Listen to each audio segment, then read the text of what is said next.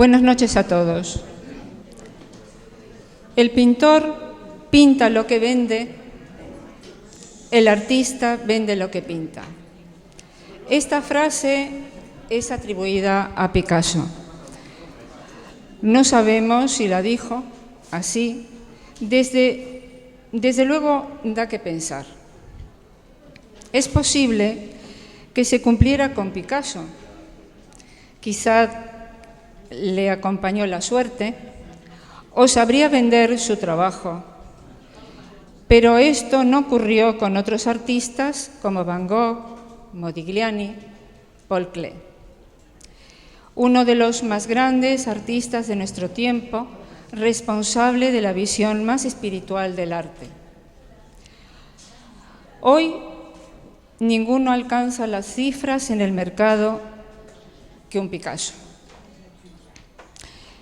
Hay otra frase, también atribuida a Picasso: lo importante es saber cómo engañar al hombre. ¿Tiene que ver con sus ventas?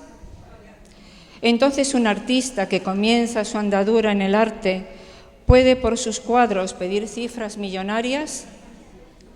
¿Y un amateur? Para ayudarnos con estas incógnitas tenemos aquí a Román Pereiro, coleccionista, crítico, cofundador de la Galería Belepina e impulsor del Grupo Atlántica. Será el encargado de la presente charla coloquio, El precio y el valor del arte.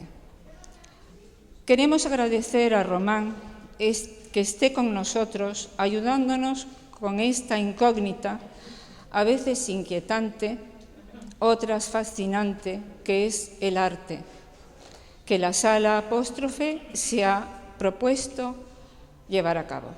Gracias.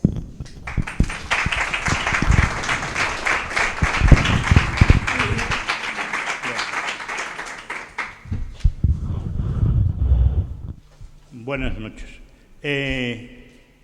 Esto al principio, cuando hablé con Lina y con Colín, iba a ser una charla casi entre amigos, pero muy íntima, ¿no? Y mi sorpresa es cuando la trasladaron aquí a esta sala y ya fue parece que ya me inspira más respeto, ya no es el papelito pequeño que iba a traer para casi intercambiar opiniones de una forma muy, muy sencilla. Por otro lado, creo que estamos en un mal momento para hablar sobre el valor del arte. Estamos en un momento difícil en todos los mercados del arte. Los mercados del arte están locos, como los mercados de cualquier otro tipo, como están los mercados financieros. La crisis está afectando todo, pero desgraciadamente todo siempre a la baja.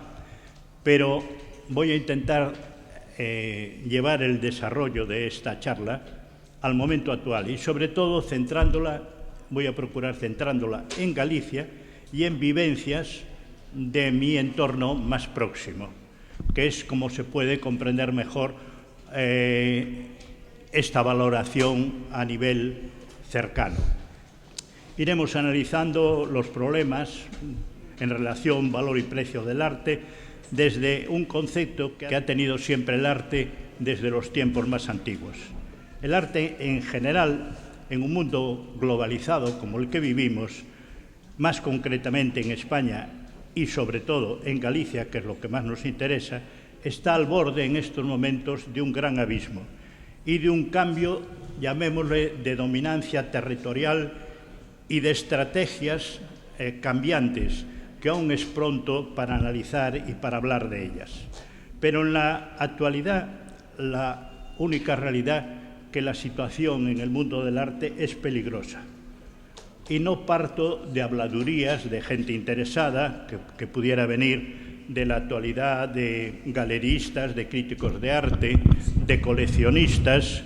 Esta formación crítica de peligro ha sido clara y rotundamente expresada por la revista Artprice, después de hacer las valoraciones de la temporada 2012-2013. ArtPrice suele, en el mes de octubre, hacer una valoración del arte a nivel mundial. Analiza las ventas en todo el mundo del arte y de las subastas de arte. Y ese balance que hace esta revista es recibida y aceptada por todos los que nos dedicamos un poco, tenemos relación con el mundo del arte, como palabra sagrada. Es como un termómetro que marca la temperatura de la economía del arte y el estado igualmente económico del mundo artístico. En sus últimas valoraciones, ArtPrice nos muestra que los ingresos por arte contemporáneo se han desplomado en España un 62%. Y que más del 70% de las obras subastadas no han encontrado comprador, frente a una tasa de obras no vendidas a escala mundial del 37%. No llega al doble, pero casi la verdad. La subida del IVA del 8 al 21% es en uno de los impuestos más caros de Europa, perjudica enormemente a los coleccionistas, que muchos de ellos, los que están muy implicados, les sale más barato salir a comprar obra en las grandes ferias internacionales a galerías extranjeras que comprarlo en España. La crisis actual, potenciada por la subida del IVA, como decimos, la falta de una ley de mecenazgo, la reiterada falta de incentivos que se fueron restringiendo cada vez más y la ya secular falta de sensibilidad cultural son las causas de esta manifiesta desigualdad de España con los países del entorno. En Galicia las cifras son todavía más catastróficas. Desde los años 2008 y 2009 es muy manifiesta una caída en picado que nos ha situado en un gran precipicio de fondo todavía desconocido.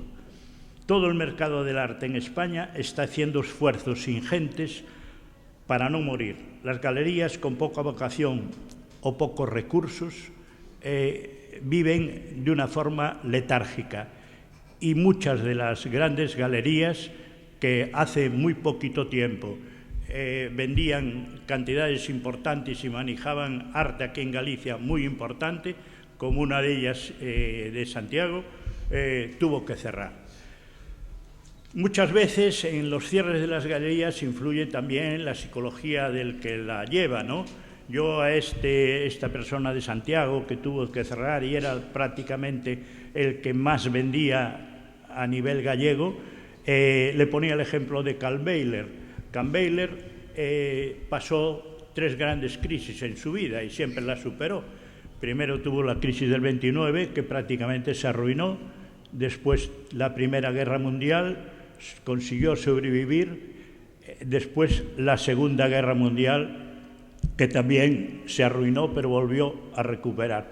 Para esto hace falta, sobre todo, un gran amor y una gran vocación para el arte. Quizá, a lo mejor, esta persona no la tenía, era más mercantil que galerista. El galerista hoy tiene que tener una vocación enorme, enorme. En la actualidad podemos decir que los artistas entre 45 años y 70 años, que ya no son ni jóvenes valores ni están todavía consagrados o que no consiguieron pasar a la escala de consagrados, también están haciendo verdaderas piruetas económicas para sobrevivir.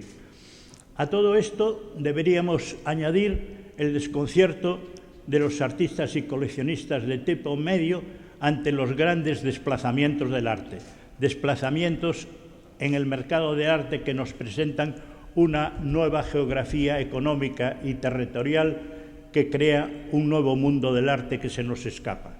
En esta nueva visión global aparece China como la más poderosa del mundo. Desde el año 2012, China se reafirma como la nación más poderosa en ventas de arte. absorbiendo el 41% del mercado mundial. De los ingresos mundiales van a parar a China. Las ventas de obras de arte en China en el último año han generado 5.000 millones de dólares, 1.700 millones de dólares más que Estados Unidos, que ocupa el segundo lugar con una capacidad de compra del 27% de las ventas mundiales.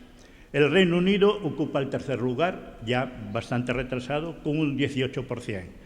Por otro lado, esta macroeconomía se sostiene el arte, que sostiene el arte a nivel más cierto, está controlado por galeristas también que se nos escapan, como puede ser Gagosian, con su galería que acaba de inaugurar no hace mucho en Nueva York, con un aeropuerto privado donde llegan los jets de los multimillonarios a comprar arte, o la galería que acaba de inaugurarse este año pasado, de 5.000 metros de extensión, también a una escala estratosférica.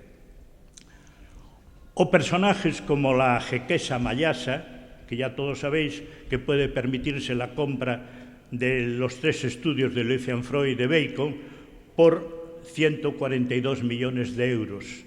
En Qatar, ya sabéis que el Museo de Qatar, que rige y que controla esta jequesa, maneja al año 1.000 millones de dólares, 30 veces más que el MoMA de Nueva York y 175 veces más que la Tate de Londres.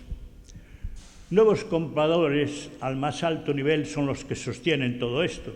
Aparecen en países conocidos como Segundo Mundo, y en esta época de crisis ellos están en plena efervescencia económica. Son nuevos ricos, recientemente estrenados, consumidores de arte que se significan comprando arte desde Moscú, desde Shanghái, desde Pekín. La pregunta que se hacía un comentarista de arte ante este panorama mundial decía, no solo es quién tiene el dinero, sino en qué gasta quien lo tiene. ¿Y por qué este objeto del deseo? ¿Por qué ese deseo por el arte? ¿Es solamente por inversión? Todo este distanciamiento entre crisis económica y macroestructuras ha ido creando a nivel medio un gran desasosiego que acrecienta y crea una impotencia en la red normal del conocimiento de arte, que era el que venía sosteniendo a su vez la red de galerías de arte. El arte que podríamos llamar normal para el coleccionista y aficionado al arte a nivel medio es como un desencanto, y más cuando en un momento de apuro quiere vender sus obras, las que fue juntando a lo largo de su vida y ahora necesita cash, y encuentra que no le pagan lo que le costaron. Y no solo es eso, sino que aparte de poder mal venderlas, no encuentra comprador. Este es el panorama real. Pero bueno, de momento vamos a aterrizar en nuestro entorno, que es lo que más nos interesa. Y analicemos, para empezar, cuáles son las diferencias entre valor y precio del arte. ¿Cuál es realmente el valor de una pieza de arte? En una película de Alan Rudolph en los años 80, se llamaba Los Modernos, un curioso personaje que se había hecho multimillonario gracias a una próspera industria de profilácticos, en una escena de la película quemaba un matiz auténtico que unos expertos en arte por equivocación le habían dicho que era falso. El millonario, mientras lanzaba el cuadro a las llamas en la escena, decía lo siguiente: este cuadro vale una fortuna porque es lo que yo he pagado por él. Ahí está el quid de la cuestión. Sometidos al equívoco aún de falso verdadero, hay que resolver si una obra de arte vale por sí misma o por lo que un pagano ha pagado por ella según la cotización establecida por una serie de marchantes, de entendidos en arte, de galeristas importantes y tal. Hay constancia de que Miguel Ángel, a propuesta de un Médicis, falsificó en su época una escultura de un fauno romano, haciéndola pasar de la época 1500 años antes. El anticuario Baldassare vendió la pieza, a su vez, al cardenal Riario de Giorgio, un coleccionista de arte antiguo de Roma. Se la vendió por 200 ducados de oro, una cifra muy alta para la época. El cardenal, más tarde, pasado tiempo, enterado de que le habían metido gato por liebre, obligó a que devolvieran la obra. Pero lo que a nosotros nos interesa realmente es cómo podemos considerar el valor real de aquella obra, por la falsificación o por haber salido de las manos de Miguel Ángel. Esto es el dilema que se nos plantea constantemente. El húngaro Emil de Ory, que todos conocéis porque pasó, el gran falsificador que pasó los últimos años de su vida en España, en Ibiza, que tuvo una cantidad de pleitos, que estuvo mucho tiempo en la cárcel. Este hombre, como falsificador, se reía de todas las leyes que marcaban los precios del mercado. Y se reía falsificando Matisse, Van Gogh, Picasso, falsificada de todo. Él empezó por casualidad. Un día él fue uno de los artistas que llega a París a realizarse como artista y las pasaba mal, no vendía, no tenía ningún éxito, y un día que tenía unos dibujos hechos por él, pero de Picasso, a la manera picasiana total, llegó un amigo, los vio colgados en la pared, pinchados en la pared, y dijo: ¿de dónde sacaste estos Picasso? Estos son magníficos y tal. Él no le dijo nada, dice: esto si quieres los vendo, los puedo vender, esto está a un precio, vamos al mercado, le dijo la cifra, y efectivamente le vendió los dos dibujos y los sacó del apuro. Y ahí empieza la historia de las falsificaciones de Ory. En la actualidad, su obra, ya sabéis que después de muerto, hoy hay coleccionistas que buscan los auténticos Ory. Ory ahora se está cotizando.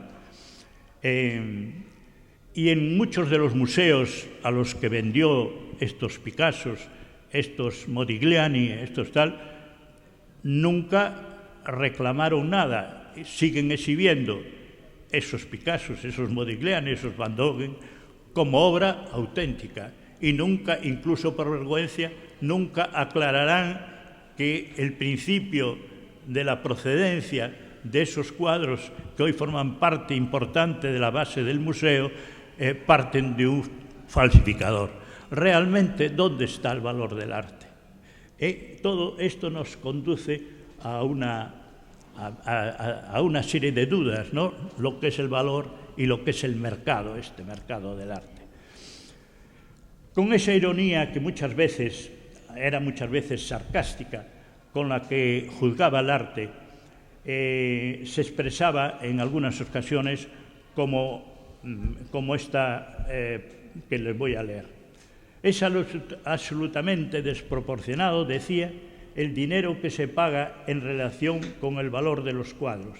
Ciertos sellos antiguos tienen un valor inmenso, no por su belleza o por su valor artístico, sino por su escasez. Pero la pintura moderna, quiero decir, las llamadas obras maestras del siglo XIX y del siglo XX francesas, como Matisse, Dufit o los fauvistas, no escasean en absoluto. Los fauvistas y el resto de los pintores de la época eran artistas muy prolíficos. Sus obras están en todas las galerías y en todos los museos del mundo y no alcanzan el valor por ser obras de grandes obras maestras en absoluto, decía este Ory.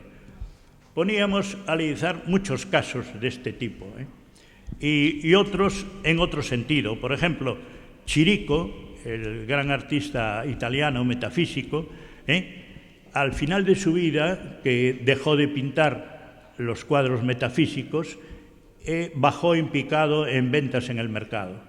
Y cuando se vio muy apurado, los marchands que lo llevaban lo convencieron para que volviera a copiarse a sí mismo como si dijéramos falsificar su propio arte, y al final de su vida volvía a hacer chiricos de la época metafísica. ¿Cuál es el verdadero valor de los chiricos?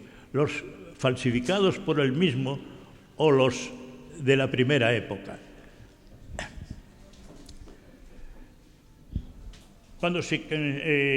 No sabemos cómo se consideran las épocas del arte muchas veces. Esto se repite en la actualidad y muchos artistas, cuando tienen éxito con un tipo de arte, lo suelen repetir. Aquí nosotros teníamos el propio Laxeiro. Al final de su vida había muchos coleccionistas que le iban pidiendo cuadros, de esos que dicen cuadros de cuando sabía pintar. Cuadros de la época buena, de la época aquella que llamaban ellos figurativa. Y entonces, muchas veces, que el Laxeiro era un bonachón, le pintaba, ya muy mayor, pintaba algún gaitero, o más de uno, pintaba aquellos grupos de carnaval, y había coleccionistas que se sentían orgullosísimos con estos cuadros de Laxeiro. Colmeiro, en cambio, por el contrario, quizá porque no tuviese la habilidad que tenía Laxeiro, no tenía la gran facilidad para el dibujo como tenía Laxeiro, que le salían las cosas de una forma espontánea. Y entonces Colmeiro una vez me contó una anécdota que me dejó perplejo, me encantó. En una ocasión, él ya sabéis que vivía en París, y en una ocasión fue a verlo un embajador de España en Roma. Había estado este señor muchos años en Roma, y en su despacho tenía un bodegón de Colmeiro, ya sabéis, de los que le pone el Estado, de propiedad del Estado. Pasaron tantos años que se acostumbró siempre a ver aquel bodegón de Colmeiro, y cuando se jubiló, pues no se le ocurrió otra cosa que como el cuadro aquel no se lo podía llevar, mandó que le hiciesen unas fotografías muy buenas, y fue a ver a Colmeiro a París y le dijo que quería que por aquellas fotografías le copiase el cuadro, porque así era auténtico de su propia mano, que así quería tener un cuadro, aquel cuadro que lo había acompañado en los años más importantes de su vida, quería seguir con aquel cuadro en su casa, en el Retiro. Claro, Colmeiro le dijo que aquello era imposible, que no podía. ¿Cómo iba a copiar aquel cuadro? Tampoco se le hubiese consentido Laxeiro una copia de aquella exactitud. Le dijo que volviera al cabo de unos días, buscó una serie de bodegones parecidos, incluso pintó uno lo más parecido posible, pero que no era una copia exacta, y cuando llegó el otro dijo, no, yo lo que quiero es el cuadro de Roma, yo no puedo llevar este cuadro a casa porque quiero el cuadro de Roma. ¿Dónde está realmente la equivocación? ¿En Colmeiro por no pintárselo, o el señor por la obcecación de querer el cuadro de Roma? ¿Dónde está el verdadero valor? Porque lo lógico es que se lo llevara un copista, pero por otro lado parecía que eso degradaba la obra. Entonces el hombre quiso que fuera el propio Colmeiro que se la pintara. Ya sabéis que Goya estuvo también en su última época, en la época de los franceses. Él se refugió, antes de irse a Burdeos, se refugió arriba, en el norte, en Sargadelos, y pintó un retrato del marqués de Sargadelos, que nunca llegó a ser marqués, pero por amistad y por haberle dado refugio eran amigos, y vivió allí una temporada, incluso hizo cartones para la fábrica, y pintó unos medallones de las hijas del marqués, también sobre marfil y tal. Ya sabéis que el marqués de Sargadelos terminó trágicamente despedazado y todos sus bienes fueron confiscados. La familia hizo un peregrinaje tremendo, se marchó, estuvo por el norte de África, pero una de las hijas, una Ibáñez, que él era Ibáñez, una de las hijas se casó con un personaje de Redondela. Yo estoy tratando de traer aquí al entorno más próximo de aquí, de nuestra zona. Y Estando del norte de África, vinieron a refugiarse a Redondela en unas condiciones económicas bastante difíciles. Y me contaba uno de los descendientes, un Ibáñez, por parte de su madre, él era Pereira Ibáñez, que en una ocasión, el cuadro estaba en el cuarto de estar, se pelearon entre los hermanos, uno le tiró a otro un palo, le dio al cuadro, le hizo un gran 7 y este cuadro pues se fue al desván, porque no había manera ni dinero para restaurar aquel cuadro y estuvo en el desván. Al poco tiempo apareció un marchante de Madrid que venía siguiendo la ruta de Goya y de los Ibáñez y les preguntó si tenían algo, si tenían algún dibujo, si tenían tal. Y dijo, no, mire, hay un cuadro en el desván que está muy estropeado, yo creo que está inservible y tal. Lo fue a ver y en el mismo momento les dijo que se quedaba con él. Le compró el cuadro y le compró los medallones de marfil y le pagó por todo 10.000 pesetas, que era una fortuna en aquel momento. Me contaba él, decía, para mi madre aquello fue respirar durante unos meses porque era muchísimo dinero. Ese cuadro al poco tiempo apareció en el Museo de Baltimore, salió de España y fue vendido para Estados Unidos para el Museo de Baltimore.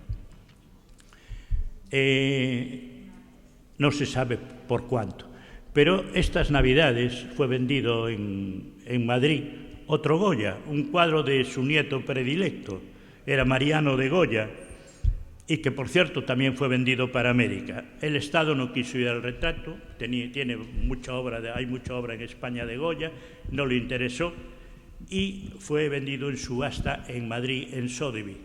No fue antes de Navidad, fue en el mes de octubre.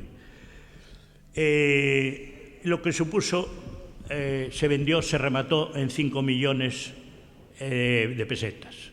5 millones de euros, digo, 80 millones de pesetas. Y también se marchó, esta vez para Texas. En Texas está en el Museo Meadows el cuadro. El valor comercial del arte, aparte de todas estas anécdotas, hay que recalcar que siempre ha sido artificialmente manipulado. Si el arte no es impulsado o estimulado de forma artificial, el arte no se vende bien. Sean cuales sean las cualidades, por esto necesita ser empujado artificialmente mediante manejos, diversas formas artificiosas. Esto lo conocen muy bien los marchantes y los intermediarios. Por eso hay ese mundo que rodea el arte y que potencia los precios del arte. Hay galeristas capaces de potenciar o de lanzar a un artista poco de moda y ponerlo de moda. Yo recuerdo, no hace muchos años, cuando por primera vez Bores, que es un gran artista que vivía en París y toda su obra estaba en París, pero un marchand de Madrid lo trajo y lo empezó a potenciar a precios altísimos y a ponerlo de moda en círculos de gente adinerada, y todo el mundo quería tener un Bores. Te decían, pero tú no tienes un Bores. No, pero sí, pero está carísimo, disparatadamente caro, pero todo el mundo quería tener un Bores. Dentro de este mundo del arte hay artistas que son muy buenos vendedores y hay artistas que son malísimos vendedores. No se entienden con las galerías y no se entienden con los clientes, pero hay otros que son bastante flojos y que son buenísimos vendedores. En una ocasión, uno de estos artistas, llamémosle flojito, era un acuarelista que estaba de moda en su día y vendía todo lo que él pintaba. Pero un día vino a hablar conmigo y me dijo que quería tener una conversación porque tenía unas dudas. Le pasaba que realmente decía, yo tengo que ser muy bueno por lo que vendo. Yo vendo cada vez más y no me cuesta trabajo vender. Pero noto que hay una serie de personas que no se interesan por mi obra y veo que suelen ser personas que yo considero entendidas en arte. Y los museos, ninguno se interesó por mi obra. Y entonces quisiera que tú, sinceramente, me dijeras ¿cuál crees tú que es la causa de esto? Yo me acuerdo que le dije, mira, fulano, ¿cómo quieres que te conteste? ¿Como conocido o como amigo? Éramos buenos amigos. Y me dijo, hombre, ¿cómo me vas a contestar? Contéstame como amigo, háblame sinceramente. Entonces le dije, mira, sinceramente, lo tuyo es muy flojo, pero tú tienes un mercado interesante, mantén ese mercado, a ti te gusta el dinero, estás vendiendo muy bien, y entonces olvídate de esos personajes que dices que no te compran y olvídate de los museos y sigue la línea que tú llevas, que es la que te va. Lo hizo así, ¿no? Dice, porque además le dije, puede ocurrir que quieras conformar a esos pocos que dices que no te entienden y tal, y cambies y después no conformes ni a unos ni a otros y dejas de vender totalmente. De manera sigue haciendo lo que tú estás haciendo. Y así lo hizo. La única conclusión que pasó entre los dos es que no volvió a tener una amistad íntima conmigo. Me pareció muy mal que le dijera la verdad, ¿sabes? Sí. En la actualidad no hay ningún artista realmente de cierta importancia que no esté vinculado a una galería. En el arte, el artista tiene que estar siempre vinculado a un intermediario profesional y serio o a una galería. Se han acabado los tiempos en que los artistas vendían directamente sus cuadros. Hay artistas que están ligados a las galerías de arte y cuando alguno de estos artistas rompe con la galería después de años, sufre un desbarajuste bastante grande o encuentra rápidamente una nueva galería o sus precios bajan inmediatamente, ¿no? Hay casos, hay incluso, aunque no me gusta nombrar, hay un caso que es muy reciente y lo puedo nombrar porque es conocido por todos, el caso de Jorge Castillo. Jorge Castillo y su rotura con la Marlboro. El desencuentro, ya sabéis que fue por la venta directa. Castillo tenía una exclusividad con la Marlboro, una de las galerías más importantes del mundo, con sedes en Japón, en Estados Unidos, en Londres, en Madrid, en tal. Bueno, y es una tranquilidad para un artista llegar a conseguir una galería de este tipo.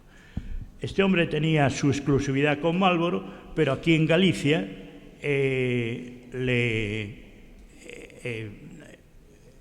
empezó a vender a Caixa Galicia esculturas y pintura. Se enteró la Marlboro, rompió, era un hombre que estaba en una cotización muy alta, rompió con ellos, tuvo que salir de la galería y al mismo tiempo la ruptura con Marlboro coincidió con la ruptura de su matrimonio. Él estaba casado con una mujer muy lista que le hacía de relaciones públicas, una mujer que lo introdujo en la sociedad, en la alta sociedad norteamericana, sobre todo de los políticos, en donde vendía muy bien. Y esta mujer, al romper su matrimonio, también se deshizo, empezó a deshacerse de toda la obra que le correspondía. Al mismo tiempo, Marlboro, inmediatamente que rompió con él, lanzó al mercado todos los fondos que tenían de Castillo. Por otro lado, Jorge tenía que, para sobrevivir, era un hombre que le gustaba vivir muy bien, empezó a producir a todo tren nuevos cuadros. Con consecuencia, que el mercado se saturó de Castillos. Las obras de Castillo bajaron de una forma tremenda. Y hoy, en todas las subastas, en todas las galerías que tienen algún cuadro de Castillo, está a precios muy tirados. Fueron un bajón estrepitoso. El mercado no tiene capacidad de absorción, tiene una capacidad límite. Si tú invades el mercado, esa capacidad de absorción es imposible. Entonces esos cuadros quedan flotando y esos cuadros, al estar flotando ahí en el mercado, tienen que bajar de precio, obligan a bajar los precios.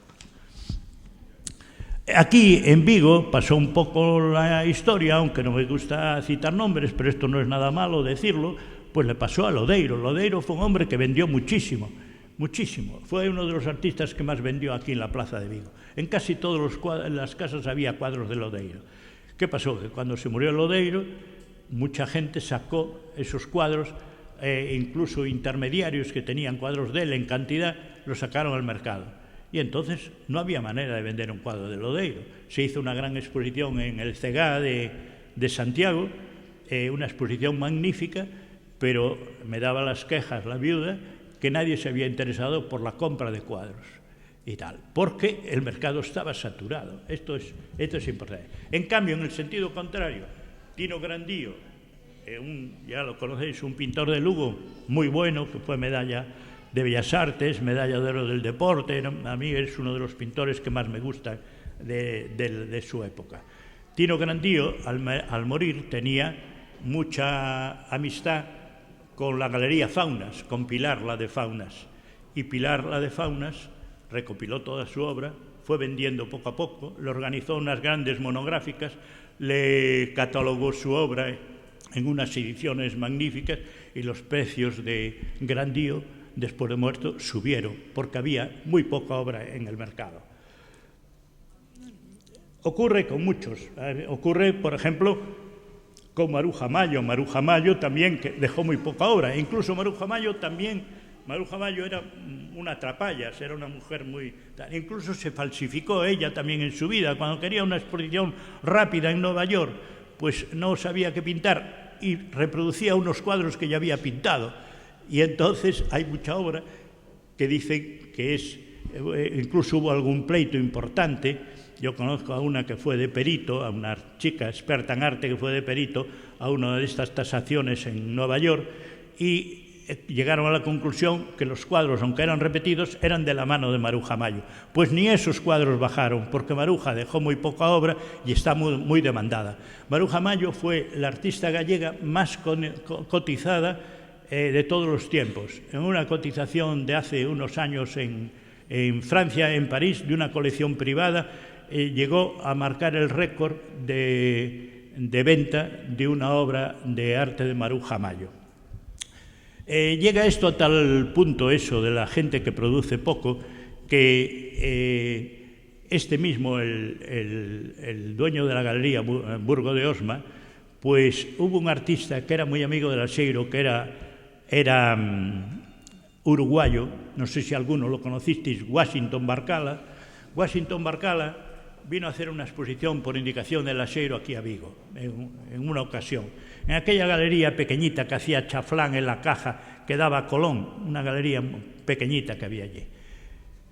Los cuadros eran unos cuadros exquisitos, muy bonitos. Era un constructivista, construía con palos, con maderas pequeñas, con papeles, con cartones, pero unas cosas exquisitas de la época constructivista.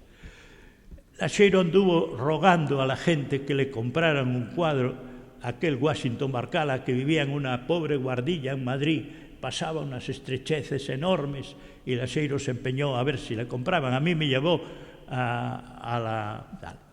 Los cuadros oscilaban sobre las 50.000 pesetas. En aquel momento, no sé si era porque me venía mal aquella compra, el caso que no la compré en el momento. Al poco tiempo, este hombre, yo pensé ir por Madrid a comprarle un cuadro porque me había gustado mucho, pero poco tiempo después este hombre se murió. Dejó poca obra. La obra cayó en manos de Guillermo de Osma, y la hizo subir a precios millonarios. Aquellos que costaban pues 50.000 pesetas, se los empezó a vender en 2 millones, 3 millones, los empezó a meter en museos concretos, en galerías concretas. Un hombre muy hábil.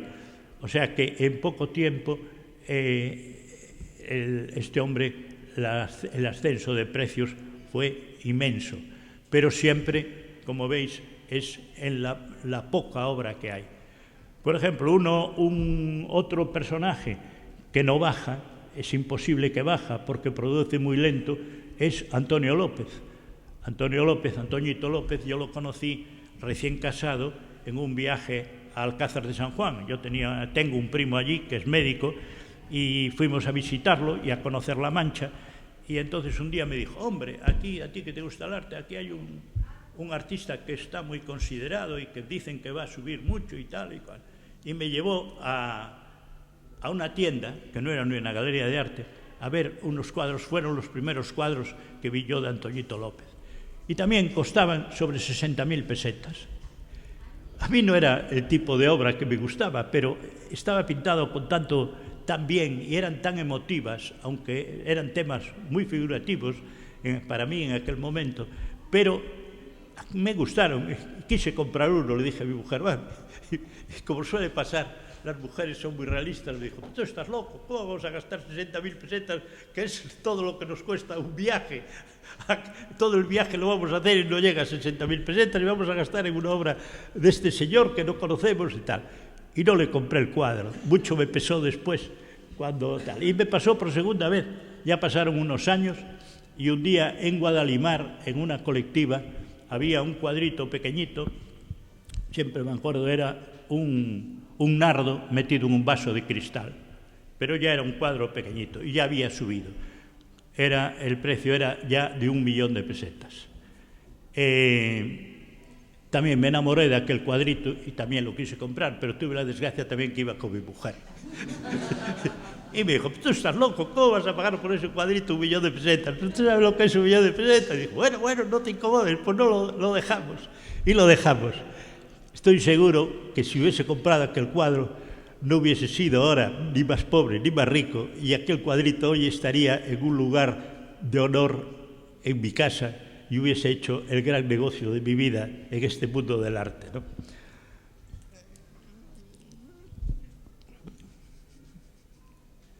La compra de una obra de arte debería hacerse siempre con pasión, con complicidad, bien asesorado.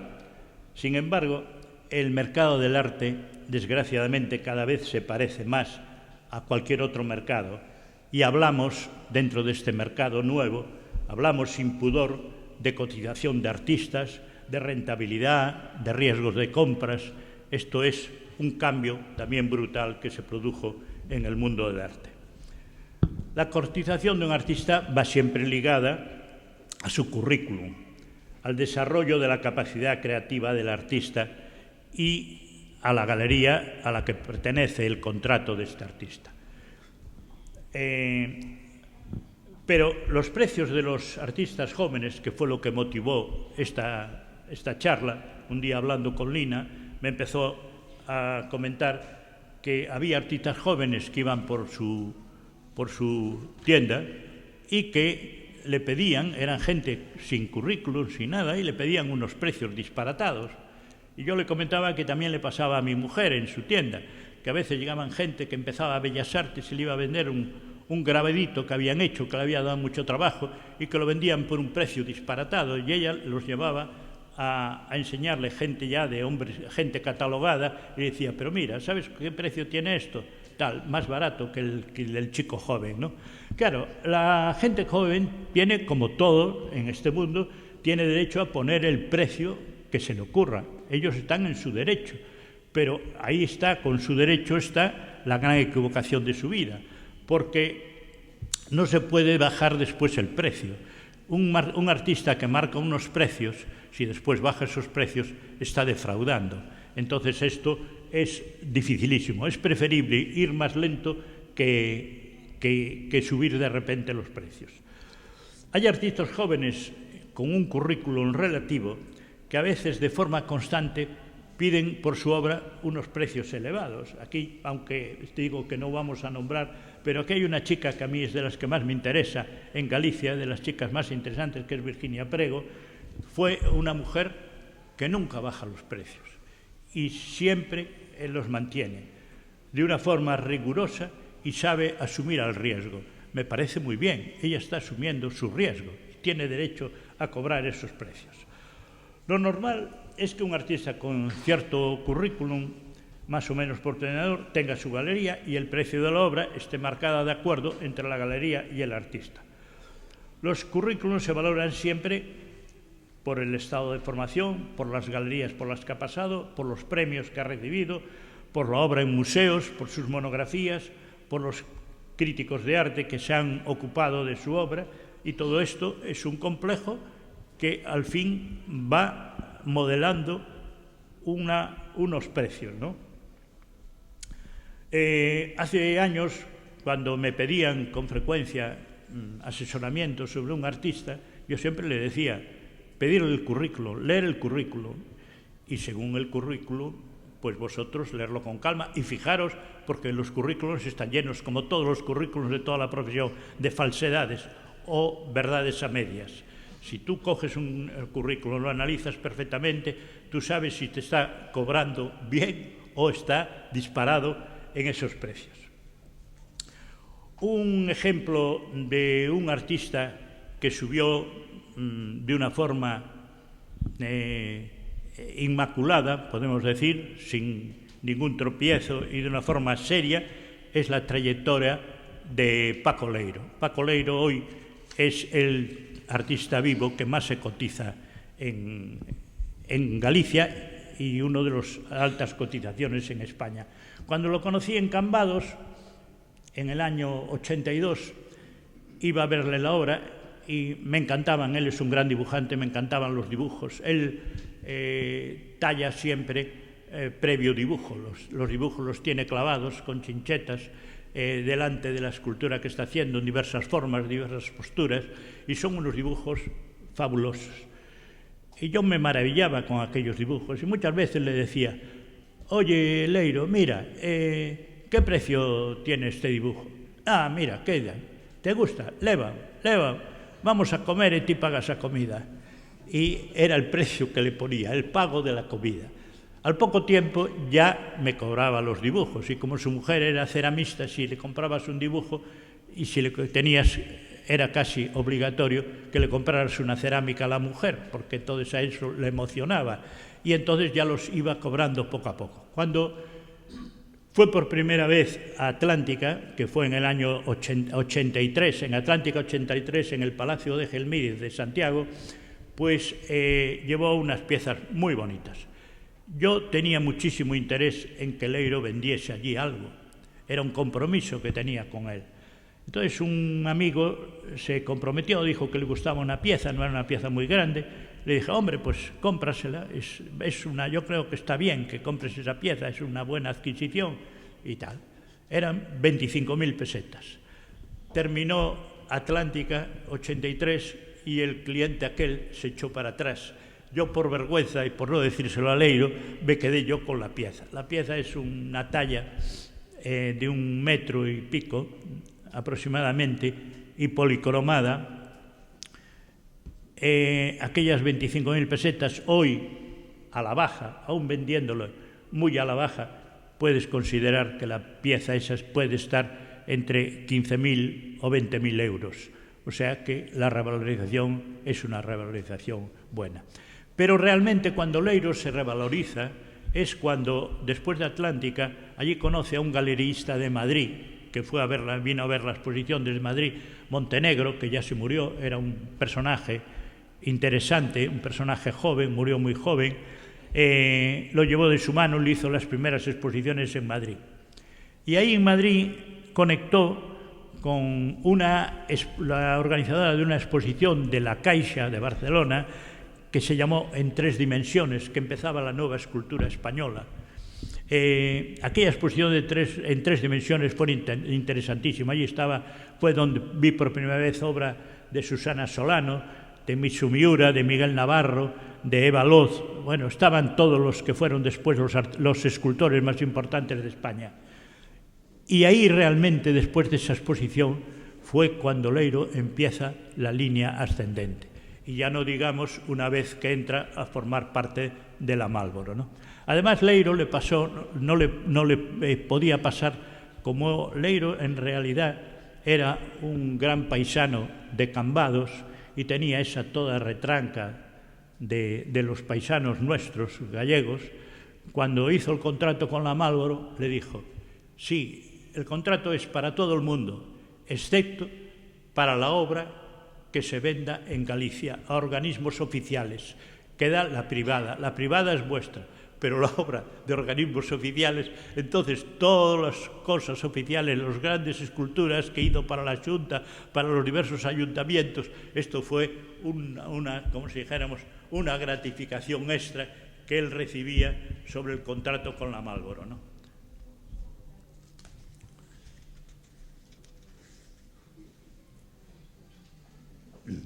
Antes citábamos el caso de Castillo. Yo, en Castillo, antes del contrato con la Marlboro, había tenido un contrato con la Joan Prat de Barcelona, cuando él empezó a tener un gran éxito en su época de Berlín. Estuvo en Alemania y yo lo conocí a finales de los 70. La Joan Prat le hizo 2 exposiciones magníficas en Barcelona, una de dibujos, él es un gran dibujante, le hizo una de dibujos y otra de telas, ¿no? Y yo le compré una de aquellas telas. Él vendía ya caro y, respaldado por la Joan Prat, vendió siempre caro. Era un artista que vendía caro. En aquella época ya recuerdo que me costó aquella tela 400.000 pesetas, que era mucho dinero. Se las pagué a la Marlboro a plazos, ¿no?, a lo largo de no sé cuántos meses, pero se las fui pagando a la Marlboro. Aquella pieza era un bodegón del año 75, grande, de 1,5 metros por casi otro metro de tal. Pues aquel cuadro, después de 40 años y después de los problemas que hubo, hoy en el mercado no pasaría de los 12.000 euros. Muy poca revalorización, ¿eh? Esa pieza, en términos normales, si todo hubiese seguido un ritmo normal, no podría bajar de los 30.000 euros, ¿no?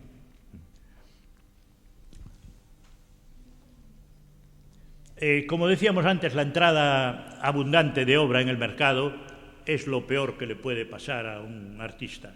La abundancia, que invadir el mercado con cuadros, ¿no? Esto lo saben muy bien los herederos en las herencias, sobre todo las herencias de los grandes artistas mundiales, como es el caso puede ser de Picasso, como es el caso de Miró.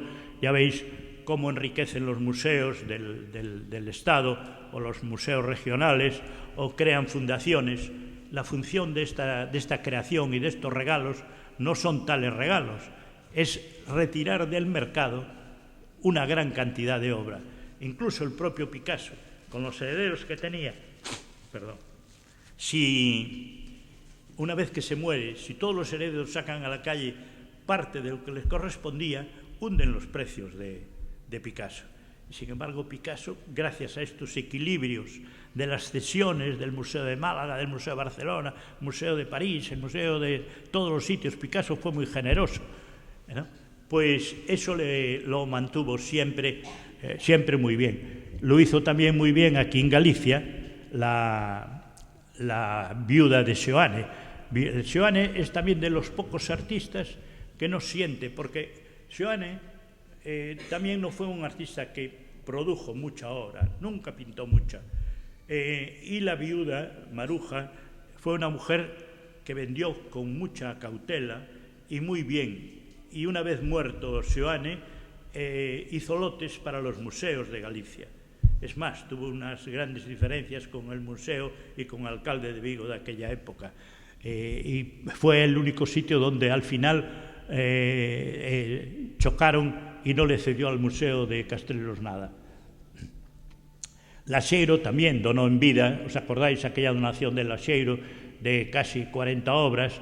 Y después de muerto, la familia aumentó la donación, lo cual retiró, le vino muy bien que salió del mercado una serie de cuadros que también hubiesen saturado. Laxeiro era un hombre muy listo y sabía hacer muy bien las cosas. Tenía su propia estrategia. Él toda su vida supo sembrar a su alrededor de dibujos.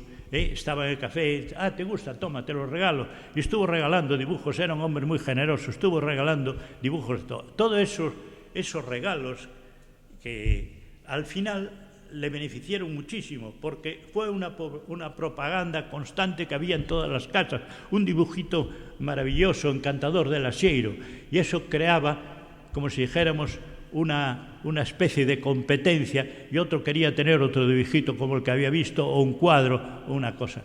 Fue una gran estrategia.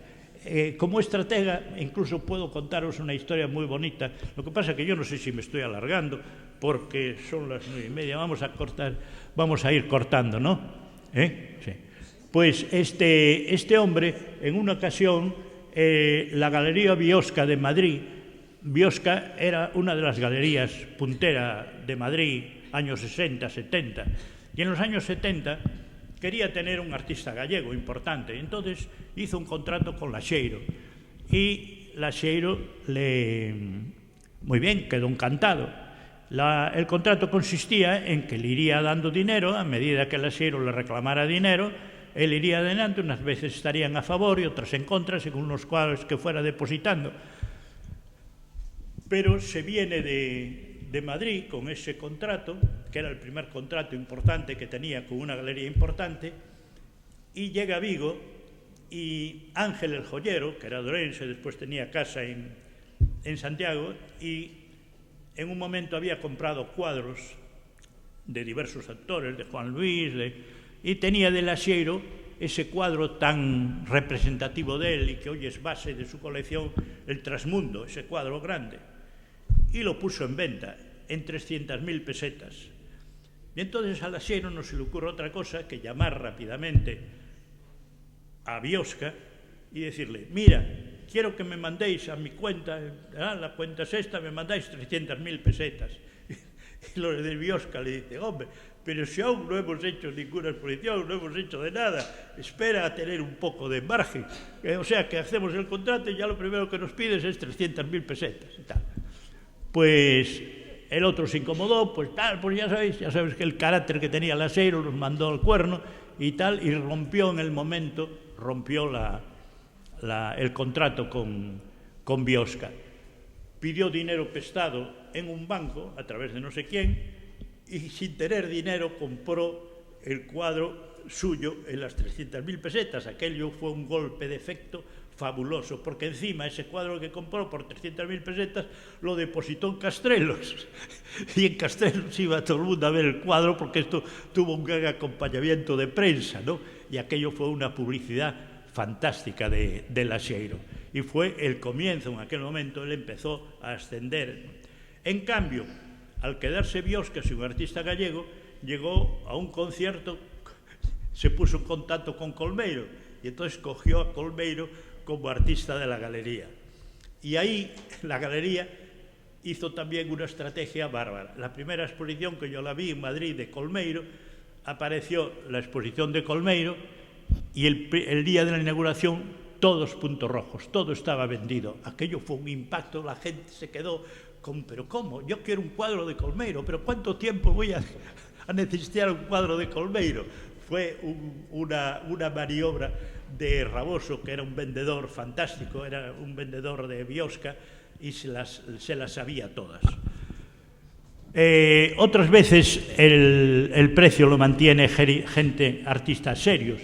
No quería dejar esta charla sin citar a estos artistas que consolidan la valoración suya a base de seriedad. Seriedad y rigurosidad. Uno de estos personajes, de estos artistas tan representativo de la seriedad, es Silverio Rivas. Silverio Rivas fue un hombre que siempre llevó una línea constante. Nunca se disparó en los precios, nunca los bajó, pero nunca se disparó. Fue subiendo poco a poco, lentamente. Yo la primera, cuando hace 40 años, le encargué una escultura para mi casa de Bayona, para el jardín. Me acuerdo que aquella escultura me había cobrado, me parece que había sido 100.000 pesetas, por un poliéster grande, muy grande. Y poco a poco este hombre fue de una forma siempre muy rigurosa, subiendo con lentitud, pero con rigor, nunca retrocediendo, nunca disparatado, siempre constante, lento y nunca disparatado, que eso es lo fundamental, y hoy está considerado por todos dentro del mundo de los artistas, como el mundo de los aficionados, de los coleccionistas, como un hombre serio, y sus piezas en el momento actual tampoco han bajado. O sea que es muy importante. Hay una serie de facetas de tal. Yo no sé si cortamos un poco. Yo os voy a comentar una. Yo a lo largo de mi vida, solamente como vendedor, he vendido 3 cuadros. Y lo voy a contar como anécdota. compré un cuadro de un artista que prometía mucho, hace ya bastantes años, y era un cuadro chagalesco, era un canto a la emigración, un cuadro grande, además estaba reproducido en una monografía, y se lo compré en aquella galería que había en la caja, la del Policarpo, bajando y tal. Y me había costado aquel cuadro 50.000 pesetas. Era de 1 metro por algo, tamaño bien, era un tamaño bueno. Al poco tiempo, después de tenerlo en casa, yo tenía otros cuadros de él anteriores, aquel cuadro no lo soporté. Empecé a que no me sentía un desasosiego también delante del cuadro. De aquí, de la casa de Vigo, lo llevé para la casa de Bayona. De la casa de Bayona, del cuarto de estar, subió al piso de arriba y al final no me gustaba ver el cuadro aquel. Y un día, estando en Santiago, en una cena, una persona que admiraba mucho a este pintor dijo: yo tengo unas ganas de tener un cuadro de este señor. Y dije: hombre, yo tengo uno, te lo vendo. Y dije: me lo vendes, mándame una fotografía. Le mandé la fotografía con las medidas, con todos los datos y tal. ¿Y cuánto quieres por él? Pregunté las cotizaciones en aquel momento. Me dijeron 2,5 millones de pesetas. Y el hombre inmediatamente: oye, no dispongas, me quedo yo con el cuadro. O sea que había sido una revalorización espléndida. Hoy los cuadros de este señor están bajísimos, bajísimos. No, ese cuadro hoy, después también de bastantes años que pasaron, no lo vendería por entre los 6.000-8.000 euros, no más del 1.000.000 de pesetas. El segundo cuadro que compré fue una vez, por cierto, en Biosca, un Beulas. Íbamos a ver cuadros de otro artista, pero había una exposición de Beulas y ese Raboso, que era un vendedor tremendo, de bueno, me dijo que: ¿vienen ustedes a la exposición de Beulas? Sí, ya la vimos, pero vengan conmigo que le presento al artista que está ahí y tal. Bueno, nos empezó a envolver y cuando nos dimos cuenta salimos con el cuadro debajo del brazo. Yo le decía a mi mujer: pero ¿cómo compraste eso? A mí no me apetece nada. Y ella me decía: pero si fuiste tú. Y tal. El caso que el vendedor, aquel tan fantástico, nos envolvió de tal manera que nos metió aquel Beulas. Menos mal que no era muy caro, también era una pieza relativamente de unas 60 o 70.000 pesetas, no me acuerdo cuánto era. Yo me incomodé tanto que estaba estudiando mi hijo, acababa de empezar a estudiar la carrera, un hijo mío, el mayor, y le dije: mira, este cuadro no lo quiero ver ni lo llevo para tal, fue una estafa que me envolvieron y me manipularon, yo esto no lo quiero. Y se lo dejé a él, te adorna el apartamento y tal, y se lo dejé, lo tuve allí en una chimenea que tenía y tal.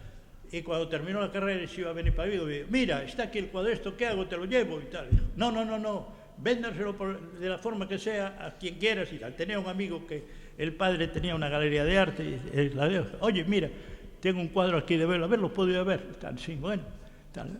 Bueno, pues sí, tráelo que lo vendemos. Y al cabo de unos días me llamó y me dice: mira, ¿te parece bien? Nos dan 200.000. Dijo: hombre, magnífico. Él estuvo adorando durante 4 años o 5 y tal.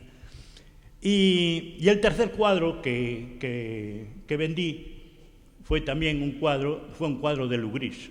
Era un cuadro que yo lo había comprado, aquel que tenía antigüedades bajando por Carral, que había que bajar unas escaleritas, no me acuerdo ahora el nombre. Sí. Y eran aquellas cosas que llevaba Lugris para para sus gastos, le llevaba los rollitos, eran cartulinas, este era un watch. Y ese watch también me pasó como el cuadro primero.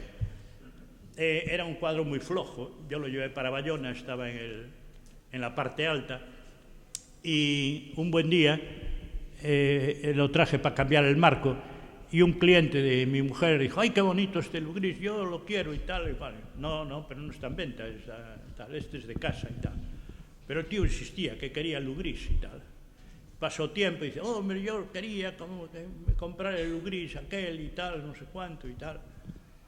Y fue haciendo ofertas, ¿no? Al final ya yo no lo quería vender, porque basta que fuera el Lugris no quería venderlo. Pero mi mujer me dice, pero no dices siempre que era muy flojo, que no te gustaba, porque era un cuadro de esos pintado corriendo, como esas cosas que hacía Lugris muchas veces para tomarle el pelo a la gente y tal. Y entonces le dije, sí, es malo, pues entonces se lo vendo yo, que quedo bien con el cliente. El cliente seguía insistiendo y se lo vendió por 6.000 euros. A mí me había costado 400 pesetas. Entonces, que la revelación también fue bastante buena. Lo que sí con Lugris tuve bueno, y terminamos, ¿Qué? Pasa el tiempo. ¿No? Bueno, pues Lugris era un hombre que era muy difícil de comprar a Lugris. Por eso hay tan poca obra de Lugris. Lugris es un hombre que en el momento actual está carísimo y sigue estando caro. Y además tú quieres vender una cosa de Lugris y la vendes en 24 horas. Hay gente que está esperando encontrar cosas de Lugris para vender. Yo el primer cuadro que le compré a Lugris se lo compré en aquellas exposiciones que hacían los de, ¿cómo se llamaba? El Vigoscopio, el de Antón Beiras. Cuando murió Antón Beiras dejó a medias un aparato para el estrabismo, ¿no? Y entonces, entre las cosas para recaudar, aunque la Caja colaboró muchísimo con dinero en el Vigoscopio, echaron mano lo que se hace casi siempre, de los artistas. A ver, que los artistas nos cedan cuadros para vender y conseguir también fondos para el Vigoscopio. Y hicieron varias exposiciones en el Mercantil. Colaboró la gente, los artistas colaboraron casi siempre. El artista es generoso y en estas cosas responde muy bien. Y cuando fue la primera exposición del Vigoscopio, yo llegué y vi un cuadro de Lugris. Fui corriendo, hombre, que yo no tengo un Lugris, quiero un Lugris. Y me dijo, no, pero ya está vendido. ¿Cómo que está vendido? Sí, se va para el Museo Maside de La Coruña. Me cago en 10 y tal. ¿Y cuánto debe cobrar? 7.000 pesetas. Y me cago en 10, pero si yo, ese cuadro, y no hay manera que el Museo de La Coruña le encargue uno. No, porque ya sabe lo difícil que es y tal. Y quedé fastidiado. Entonces le dije a los encargados, para el año, como habrá otra exposición del Vigoscopio, el cuadro que mande Lugris queda comprado desde este momento. Y efectivamente pasó un año. Y al año siguiente me llama por teléfono y dice, mira, acaba de mandar Lugris el cuadro, ¿quieres quedarte tú con él? Son 20.000 pesetas. Y dije, me pareció caro, pero como era un compromiso, dije, pues sí, si son 20.000 pesetas, me quedo yo con él. Yo lo tengo eso reservado desde el año pasado. Muy bien. Y me quedé con el cuadro. Y cuando llegué a la galería de exposiciones, donde estaba toda la obra con nada, se me acerca Lugris con aquella voz profunda que tenía, aquel aspecto, y me dice, pero hombre, ¿por qué ha pagado usted tantos cuartos por un cuadro mío? Y dije, Lugris, usted a mí no me conoce de nada, usted no sabe que yo soy millonario, y los millonarios somos caprichosos con el dinero. Y entonces él empezó a reírse y dice, bueno, pues aunque sea usted millonario, por el cuadro, el precio que ha pagado, que ha sido excesivo, tiene usted no uno, tiene usted dos, el que se va a llevar y otro que le voy a pintar yo. Y nunca me llegó a pintar el cuadro. Lo único que cambió el saludo. Cuando nos encontrábamos por la calle paseando, yo iba con mi mujer y ustedes lo pasen bien. Él era muy ceremonioso, ¿no? Decía, ustedes lo pasen bien. Mire que no me olvido que estoy en deuda con usted. Y se murió con la deuda, ¿no? Se murió con la deuda. Bueno, teníamos una serie de cosas, pero vamos a cortar. Lo fundamental es buscar siempre obra buena. Cuando se compra arte hay que buscar primero asesorarse muy bien, que la gente sea seria y que la obra sea... Hay mucha gente que compra. Yo me asombra la porquería que se compra por ahí. Que la obra sea buena, que se aguante con el tiempo, que no le pase lo que me pasó a mí con ese cuadro, que lo tuve que llevar de un lado a otro y que al final no lo soportaba. Los cuadros hay que soportarlos, hay que quererlos, hay que amarlos, ¿no? No hacer como un coleccionista de aquí de Vigo, un industrial muy buena persona, pero que le metieron unos calotes impresionantes. Le metieron en las galerías de Madrid, le vendieron lo peor que había. Yo siempre decía que aquel hombre tenía los peores cuadros de las mejores firmas. Las firmas eran muy buenas, pero los cuadros eran malísimos. Todos los restos de Madrid venían a parar a la colección de él. Solo tenía un cuadro bueno, que era, a mí se lo hubiese siempre cambiado por algo, comprado. Tenía un magnífico lacheiro grande, una cabeza de mujer, que parece que tenía un machetazo en el centro. Era un cuadro buenísimo. Cada vez que iba a verle la colección me caían los ojos. Y un día llegué y dice, ¿y el cuadro del lacheiro? Y dice, no, el cuadro ese era muy malo. Y lo cambié por otras cosas. Era un hombre que no, por eso te digo, hay que tener formación, ¿no? Era, ya te digo, aquel era un personaje célebre. Si compramos valores locales, no olvidar que si lo hacemos en su justo precio, aunque no se revaloricen en gran medida, podemos pensar que tampoco bajarán. Y si realmente los compramos porque nos gustaran, tenemos la suerte de que disfrutaremos en nuestra casa de esas obras durante unos importantes años de nuestra vida. O sea, tampoco es comprar a gente tan importante. O sea, que los cuadros hay que comprarlos con una emoción, siempre sintiendo una emoción. Vuelvo a repetir que hay que comprar siempre bien asesorados, serenamente y con pasión, pero siempre disfrutando de la emoción de vivir y participar en el arte. Personalmente, os puedo confesar que nunca he comprado un cuadro pensando que era una buena inversión. Y os voy a dar un consejo, que no lo hagáis vosotros también. Lo mismo, nunca pensar cuando vais a comprar un cuadro si es buena o mala inversión. Comprarlo con pasión y de una forma emocionada. Comprar bien aconsejados, pero siempre desde la emoción que suponga vuestra relación con el artista. Esto es muy importante. Y lo vamos a dejar, porque si no... Bueno,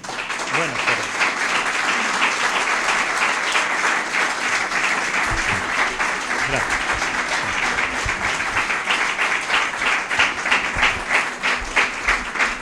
Muchas gracias.